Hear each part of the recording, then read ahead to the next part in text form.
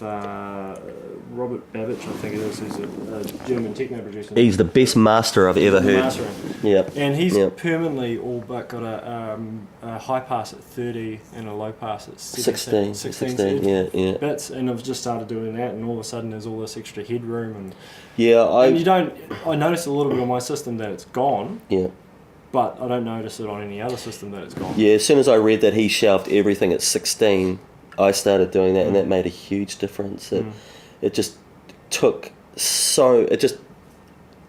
all that sizzle out of the top, but it just made all the mid-range just really start to come together. I think especially where it's a lot of people, the whole source, everything is digital the whole way through. All that top end can get just way too much. As soon as you get you maybe have 3 hi-hats running or something, or you bring a ride in, it's well, it kind of makes sense. You just hear everyone shelving the bottom end, so why not shelve the tops as well?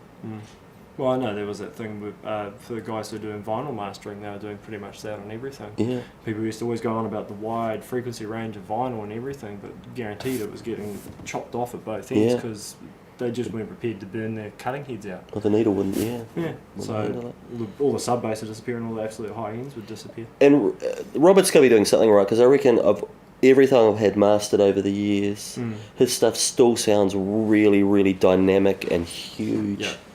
And I've had 3 tracks he's done, and I've had stuff done at Abbey Road and God knows everywhere else, and Crystal. I'm not knocking them. Yeah. But his stuff just sounds so much. Oh, that's good. I was thinking of sending some tracks over there of my own to get him to have a play with. Oh, totally. It's they still sound really, really big. Yeah. Yeah.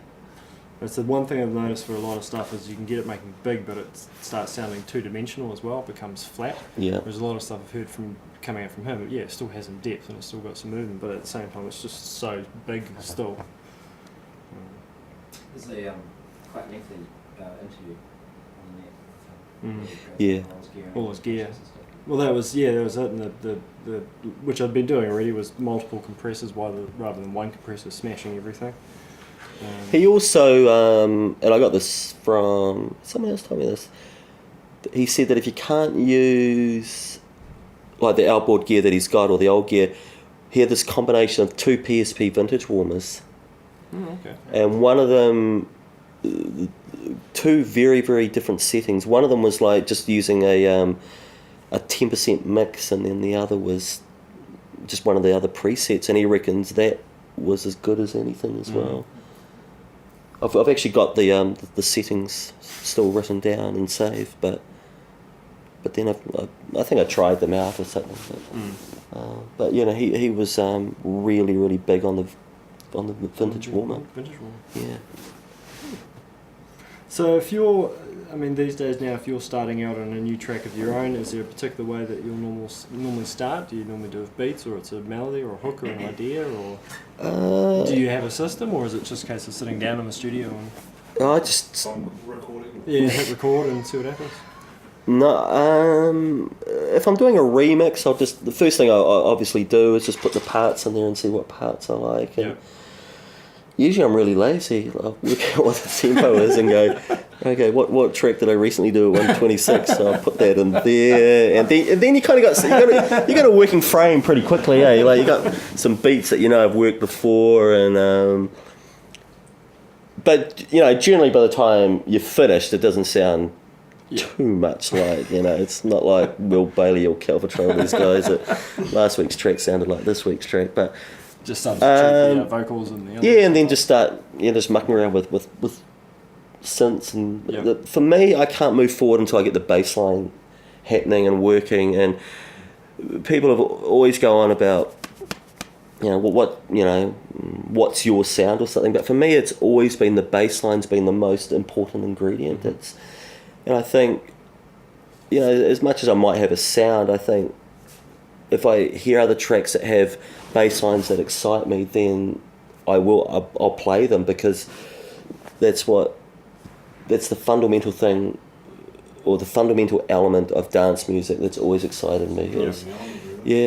But so I can't move forward until I've got a bass line that is really doing it for me and happening. It's And usually once the bass line's there, the rest happens pretty quickly. It's like and then I think most producers know this, is you can actually write the track really, really rapidly, whether it's 3 sessions, 3 days, or 3 hours. It's then the tweaking that you do that can make it 3 weeks, 3 months. It's 25 mix down. Yeah. You know, where does the kick go? Am I going to change the kick? You know, just all that forever fiddling and retweaking until, you know, the label's screaming at you, or the artist wants their remix. Are you doing a lot of that referencing from them playing it out, or just leave it for a couple of days and? Yeah, there's a lot of things I've learnt. I try now, and if I've come up with something I like, is just to leave it and go have a break, or go for a walk, go for a run, go have lunch, then come back and listen to it again in a couple of hours. It was happening today. I just was working on a track, and I found a bass line that I thought was working much better than the previous one. So, you know, I just stopped then and went and watched the cricket for an hour on TV, and then came back and then compared them. Yeah. Because you can just get too caught up in, oh my God, this is so much better, and then you work away for hours and hours, and then you go back and compare them a few days later or the next day, and you wasted a whole day. Oh God, the one the day before was still better. Yeah, it was still better, eh? So I've sort of taught myself to, you know, if something strikes you, is then to stop, and then go away.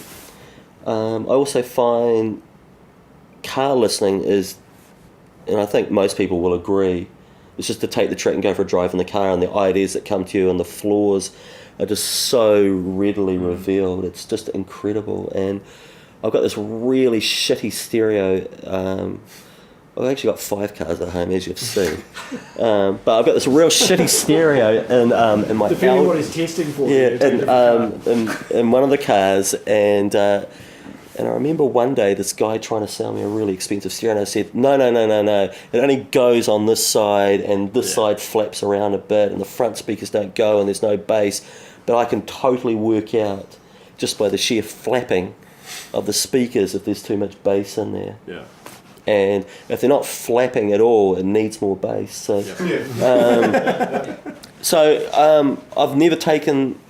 I'm not going to sell the car, and I have never taken the stereo out of there.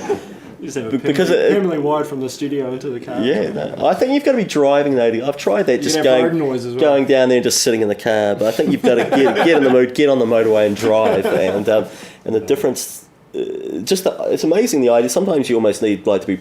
You know, I know the band, you know, you can't get on your cell phone, but you almost need to take a notepad with you to go, need to change that and that. And you could be sitting there for hours in the studio and, it sounds fine. Yep. You get in the car and just it really changes things, yeah. And the other major change I made in production this year was I just stop at 6 or 7 o'clock, that's it.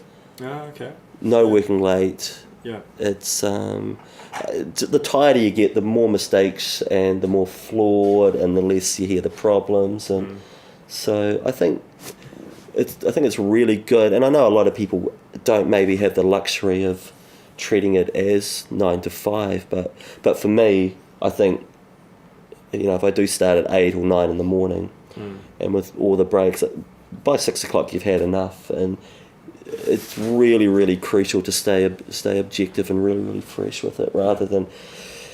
I remember doing sessions with Simon Holloway, early remixes. You know, you'd be working to 3 or 4 in the morning, and you'd be so tired, and you sort of just question how much time you wasted and how much better it could have been if your ears were fresher and your mind was fresher.